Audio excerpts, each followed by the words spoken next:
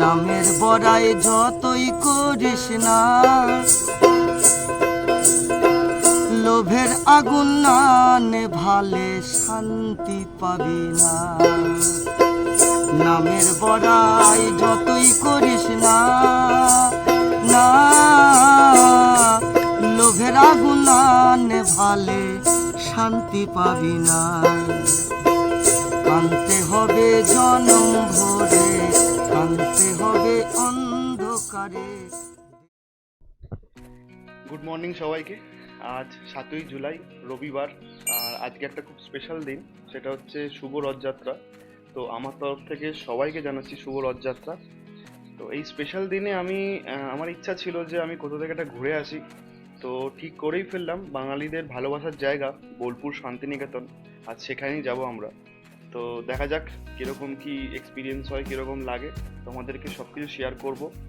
আর আমার এই সেকেন্ড ব্লগটা এই ভিডিওটার মাধ্যমে শুরু করছি, আশা করি তোমাদের ভালো লাগবে। চল রেডি হয়নি তাড়াতাড়ি, তারপর বাইরে গিয়ে কথা হচ্ছে।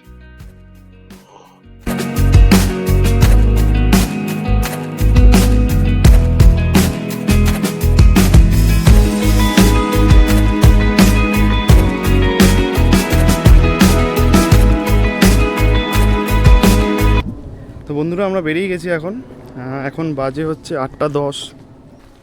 তো তাড়াতাড়ি স্টেশনে যাই, স্টেশনে গিয়ে তারপর তোমাদের সঙ্গে কথা হচ্ছে।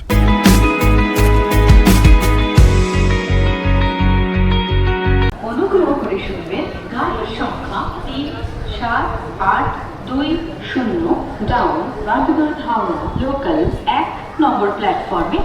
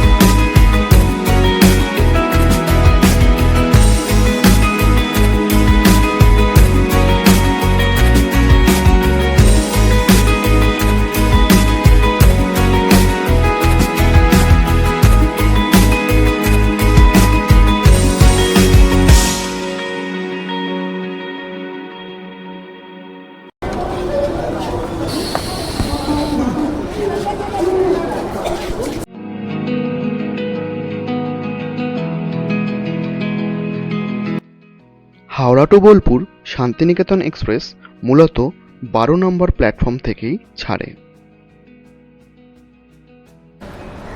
তো বন্ধুরা, আমরা প্ল্যাটফর্মে চলে এসেছি।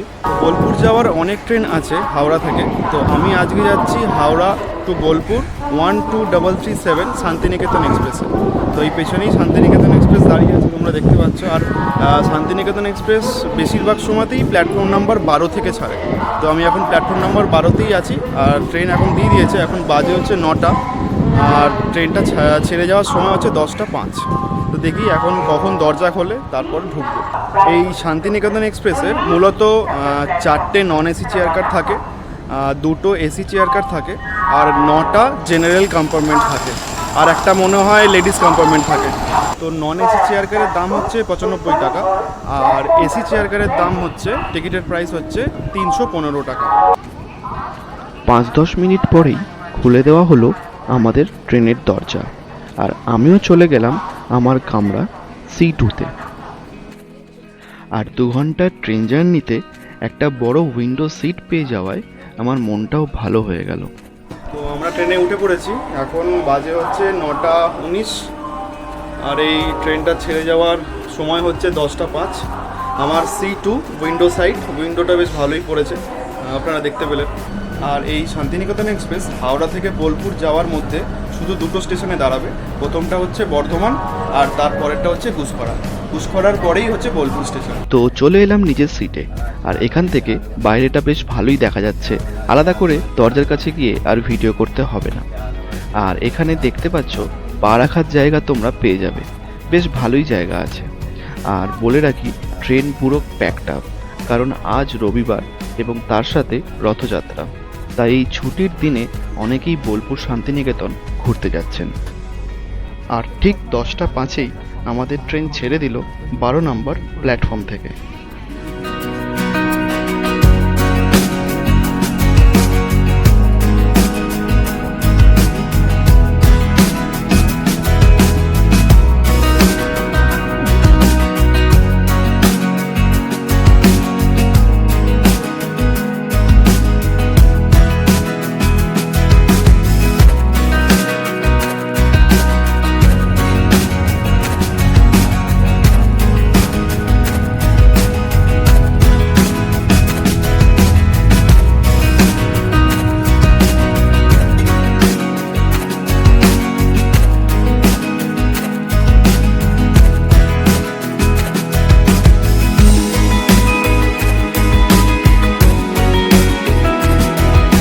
তো আমাদের ট্রেন দেখতে দেখতে ডানকুনি জাংশন পেরিয়ে গেল। আর এই সুযোগে কিছু কিছু ইনফরমেশন তোমাদের দিয়ে দিই। শান্তিনিকেতন এক্সপ্রেস হাওড়া থেকে বোলপুর যেতে সময় নেয় প্রায় 2 ঘন্টা 10 মিনিট, আর বোলপুরে পৌঁছানোর সময় হলো 12:15। আর এরই মাঝে এই ট্রেনটি 2টি স্টপেজে দাঁড়ায়, প্রথমে বর্ধমান এবং তারপর গুসকরা।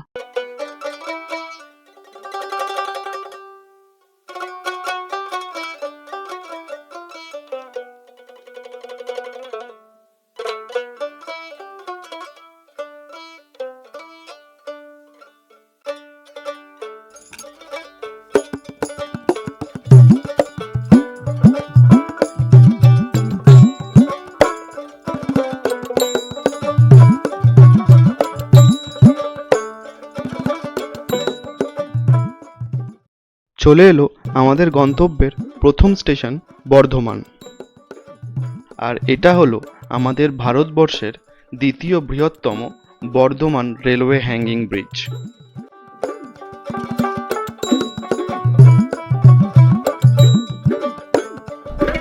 দেখতে দেখতে চলে এলো আমাদের গন্তব্যের দ্বিতীয় স্টেশন গুসকরা। আর এদিকে মালগাড়ি দাঁড়িয়ে আছে, আর আমার ঠিক উল্টো দিকে স্টেশন পড়েছে। আর অবশেষে আমি পৌঁছে গেলাম আমার গন্তব্যের অন্তিম স্টেশন বোলপুর শান্তিনিকেতন।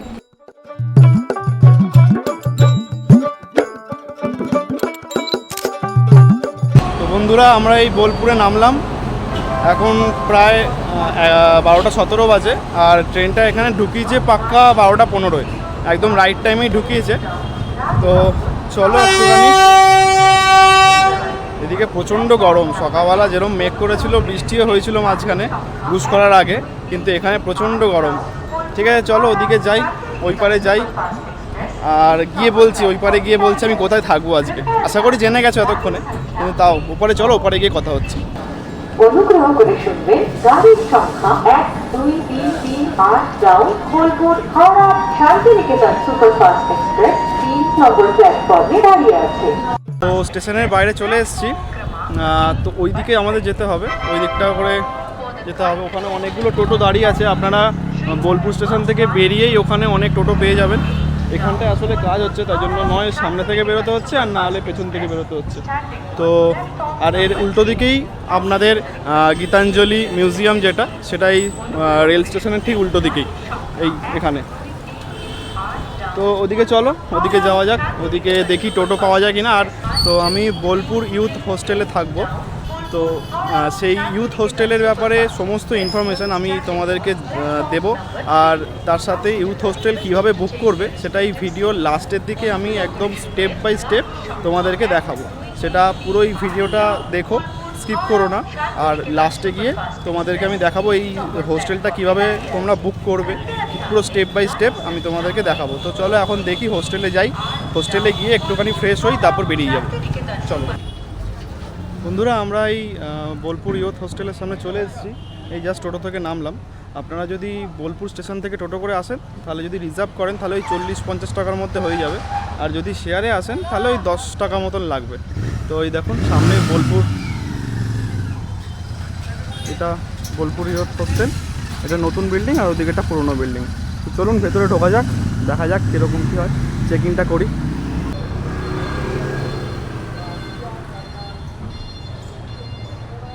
তো এটা হলো বোলপুর ইয়ুথ হোস্টেল, ডান দিকে রিসেপশন আর বাঁ দিকে পুরনো বিল্ডিং। চলুন চেক ইন করা যাক। তো আমাদের চেকিং হয়ে গেছে, একদম টপ ফ্লোর 403 আমার রুমের নাম্বার। তো চলুন ভেতরে যাই, আর ভেতরে গিয়ে ইনফরমেশানগুলো দিচ্ছি যে কী কী লাগলো এখানে, কীভাবে মানে চেকিং করবে, কী কী লাগবে সব আমি ডিটেলস উপরে গিয়ে দিচ্ছি। চলো। Ground floor.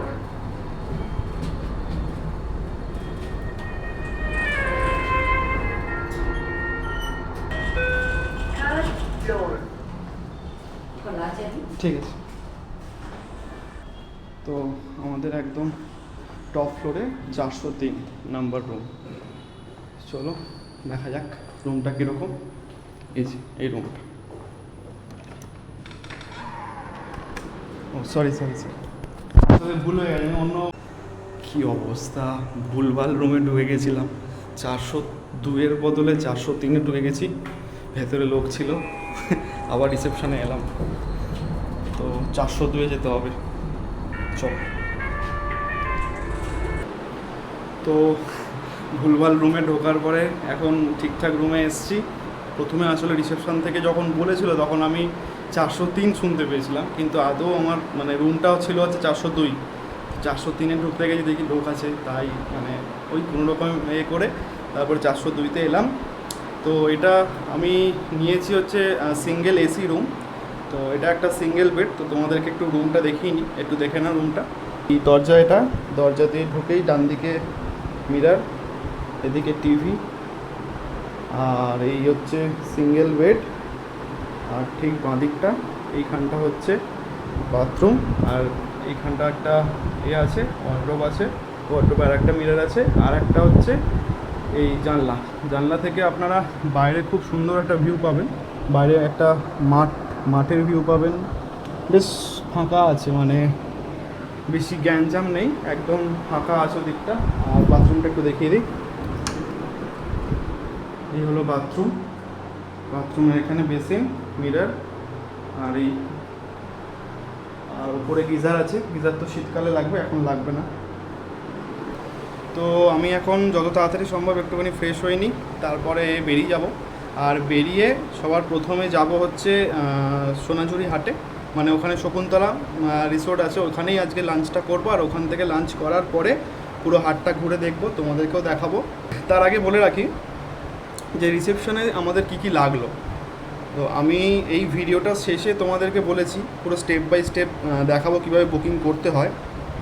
আর রিসেপশনে যখন তুমি আসবে তখন তোমাকে নিজের অরিজিনাল যে আইডি কার্ড, তার একটা জেরক্স লাগবে, সেটা তাদেরকে দিয়ে দিতে হবে। আর তার সাথে বুকিং যে ফর্মটা থাকবে, মানে যেটা তুমি বুক করার পরে যে ফর্মটা পাবে তুমি, সেই ফর্মটার একটা প্রিন্ট আউট বার করে নিয়ে আসতে হবে। সেই ফর্মটা তখন ওনাদেরকে সাবমিট করতে হবে। আমি একটা এক্সট্রা ফর্ম প্রিন্ট আউট বার করেছি, সেটা তোমাদেরকে দেখানোর জন্য, সেটা আমি তোমাদেরকে দেখিয়ে দেবো। তো চলো বেশি কথা এখন বাড়াবো না, এরপরে তাড়াতাড়ি ফ্রেশটা হয়ে বেরোই। তো বন্ধুরা আমি ফ্রেশ ট্রেশ হয়ে গেছি একদম। তো এখন বাজে হচ্ছে 1:58, এই 2 বাজে। তো চলো এবার সোনাঝুরি হাটে যাব। আগে শকুন্তলা থেকে লাঞ্চ করব, তারপর সোনাঝুরি হাটে যাব। হাটে গিয়ে ওখানে সব ঘোরাঘুরি করে তারপর তোমার সঙ্গে কথা হচ্ছে। চলো আগে দেখি টোটো পাওয়া যায় কিনা, টোটো করে যাব, সব ইনফরমেশন তোমাদেরকে দিতে থাকবো। চলো।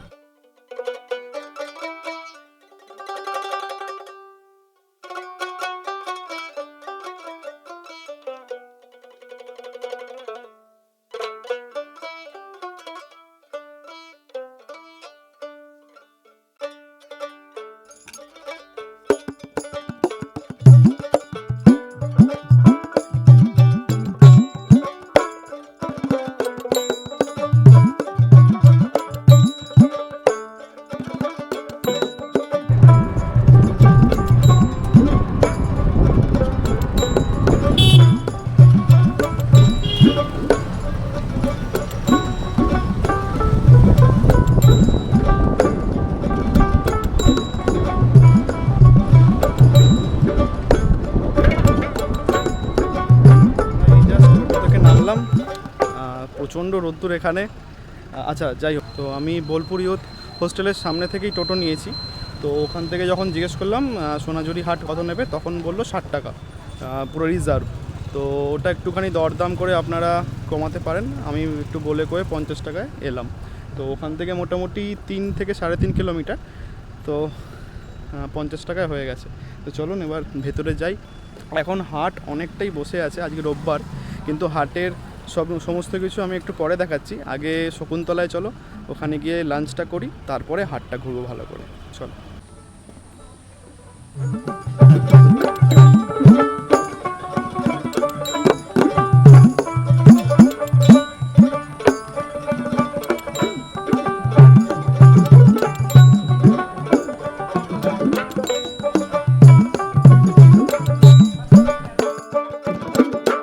আচ্ছা, তো আমাদের এই সামনের কাউন্টার থেকে কুপন কেটে নিতে হলো। এখানে নন এসি বা এসি দুটোরই ব্যবস্থা আছে এবং দুটোরই প্রাইস সমান। এই সামনের দরজাটি এসি রুমের এবং ওপরে নন এসি। নন এসিতে জায়গা না থাকায় আমি এসিতেই ঢুকলাম। ভেতরে ঢুকে সবার প্রথম যেটা লক্ষ্য করলাম সেটা হলো এই মাটিতে গদির ওপর বসার ব্যবস্থা, আর তার সাথে ঘরের দেওয়ালের এই অসাধারণ হাতের কাজ আমায় মুগ্ধ করলো।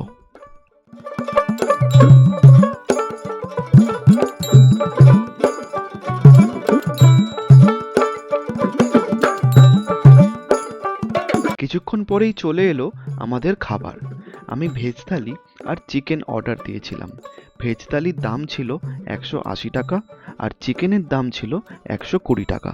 ভেজ থালির মধ্যে ছিল ভাত, ঘি, শাক ভাজা, একটা পাঁচমিশালি তরকারি, আলু পোস্ত, ডাল, পায়েস, চাটনি, পাঁপড় আর শসা। আর তার সাথেই চলে এলো মুরগির ঝোল। আর পিসগুলো খুবই নরম ছিল আর খেতেও দারুণ লাগছিল।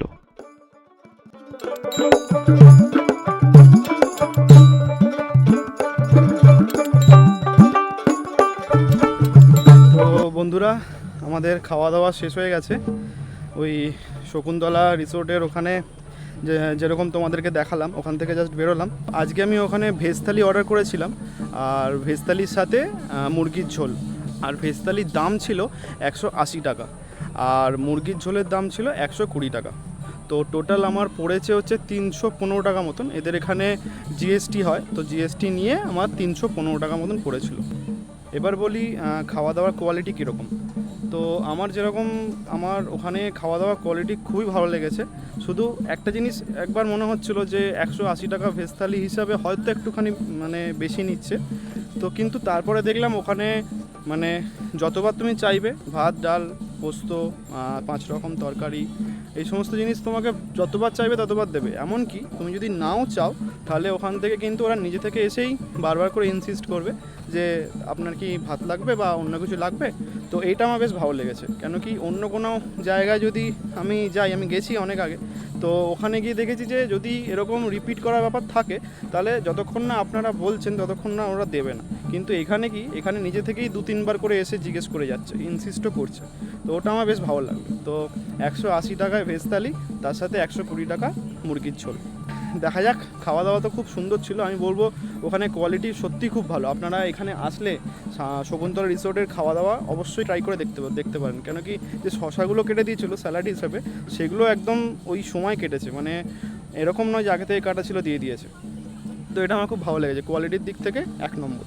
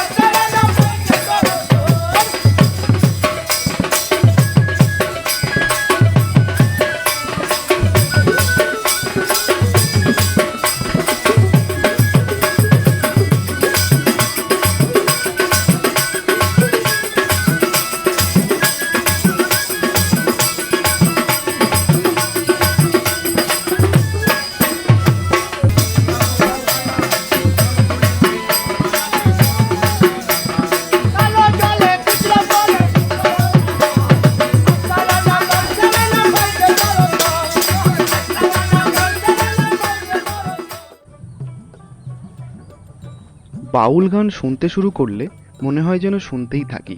তাই ওইখানে কিছুক্ষণ সময় কাটানোর পর এই সোনাঝুরির বনে এসে কিছুটা সময় কাটালাম। আর এখানেই আলাপ হলো চিরণ বৈরাগ্যের সাথে। কত রকম আসছে মানুষ, ঠিকই না, এই যে হাটে কত কোথায়, ঠিকই না, কিন্তু যার সঙ্গে যা প্রেম সেই তো প্রভু করে রেখেছেন, ঠিকই না, যে এনার সঙ্গে এনার আজকে মিলন ঘটবে। একবার ভেবে দেখ মন পাখি, জন্মভূমি মায়ের কাছে দেনায় আছিস নাকি? জন্মভূমি মা গো আমার, জন্মভূমি মা, মায়ের দেনা ফেরত দেনা, মায়ের দেনা ফেরত দেনা, করিস না চালাকি। জন্মভূমি মায়ের কাছে দেনায় আছিস নাকি? একবার ভেবে দেখ মনে পাখি, জন্মভূমি মায়ের কাছে দেনায় আছিস নাকি? জন্মভূমি মা গো আমার, জন্মভূমি মা। চিরণ বৈরাগ্যের ফোন নাম্বারটা আমি আমার ভিডিও ডেসক্রিপশানে দিয়ে রাখবো। যদি আপনাদের দরকার হয় তাহলে অবশ্যই ফোন করতে পারেন। তো বন্ধুরা এবার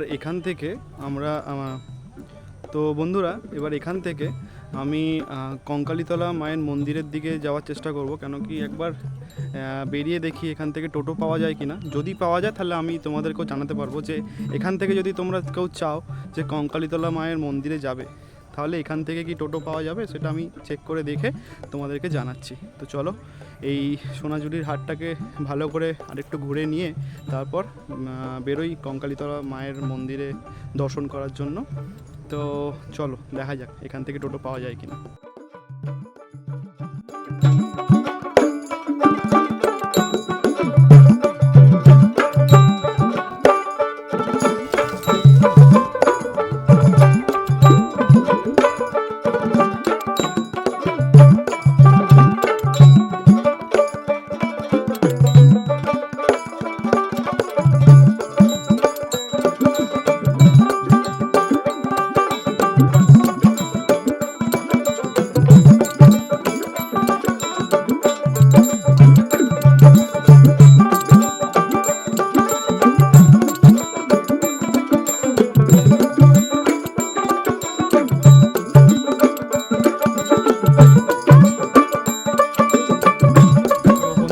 কঙ্কালীতলা মায়ের মন্দিরের সামনে চলে এসেছি।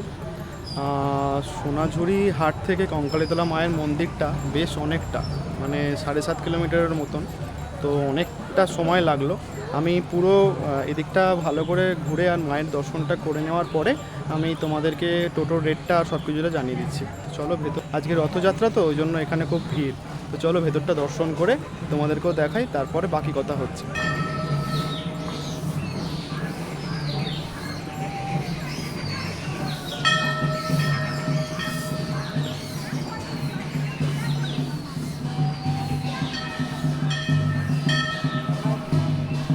বন্ধুরা এটা হলো কঙ্কালীতলা মায়ের মন্দির, আর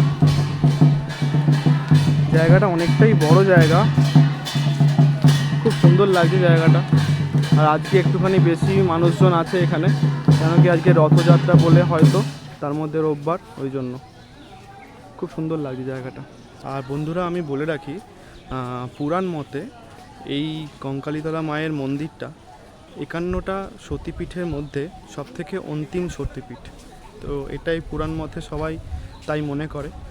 জায়গাটা খুব সুন্দর জায়গা, মানে এতটা, মানে এখানে যখন সন্ধ্যা হবে, যখন ফাঁকা হবে, তখন ওই এই জায়গাটা আসল মানে বুঝতে পারা যাবে যে জায়গাটার সৌন্দর্যটা কতটা। তো চলো একটু সামনের দিকে যাই, কুণ্ডটার দিকে যাই, যেখানে মনে করা হয় যে সতীর যে কোমরের অংশটা সেই ওই কুণ্ডের ওখানে পড়েছিল। দেবীর কোনো মূর্তি নেই, কেন কি এখানকার পুরোহিতরা বলে থাকেন যে দেবীর মূর্তি ছাড়াই পুজো করা হয়। একবার চেষ্টা করা হয়েছিল মূর্তি পুজো করার, কলকাতার একজন দায়িত্ব নিয়েছিলেন মূর্তি তৈরি করার, কিন্তু এখানকার পুরোহিতদের মতে সেই কারিগরি মারা যান মূর্তি বানানোর আগে। তো সেই জন্য তারপর থেকে এটা একটা অলক্ষণের ব্যাপার বলে মনে করেন সবাই। আর তারপর থেকে দেবীর কোনো মূর্তি পুজো হয় না, কুণ্ডটার ওখানে পুজো হয়। আর ভেতরে ছবি আছে মায়ের, ছবিটা বেদি আছে, বেদিতে পুজো করা হয়। চলো কুণ্ডর দিকে ঘুরে আসি। এই হচ্ছে মায়ের মন্দির, এই সামনে মন্দির, আর এই তার সামনেই কুণ্ড। এই সেই পবিত্র কুণ্ড যেখানে দেবী সতীর কোমরের অংশ নিমজ্জিত রয়েছে। এই হলো ভোগ মন্দির, যেখান থেকে আপনারা চাইলে 50 টাকার বিনিময়ে ভোগ নিতে পারবেন। আর তার জন্য এই ফোন নাম্বারটিতে ফোন করে আগের দিন বলে রাখতে হবে। বন্ধুরা, এটা হলো কোপাই নদীর ঘাট। কঙ্কালীতলা মায়ের মন্দিরের পাশেই এই কোপাই নদীর ঘাট। আর ওদিকে দেখতে পাচ্ছেন শ্মশান, ওখানে চিতা পুড়ছে এখন, যেটা আমি দেখতে পাচ্ছি। এটা হলো কোপাই নদীর ঘাট। আর এখানে আমি উঠছি না, কেন কি এটা বেদির সঙ্গে, তো এখানে লেখা আছে অনেক কিছু, তাই আমি উঠবো না।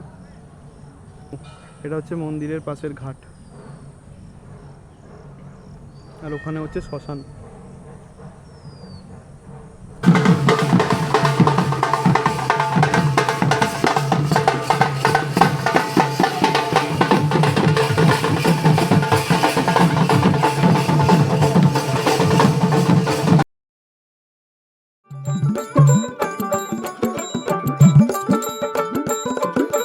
মূল মন্দির থেকে বেরিয়ে ডান দিকে আসলে আপনারা দেখতে পাবেন কাঞ্চীশ্বর মহাদেবের মন্দির।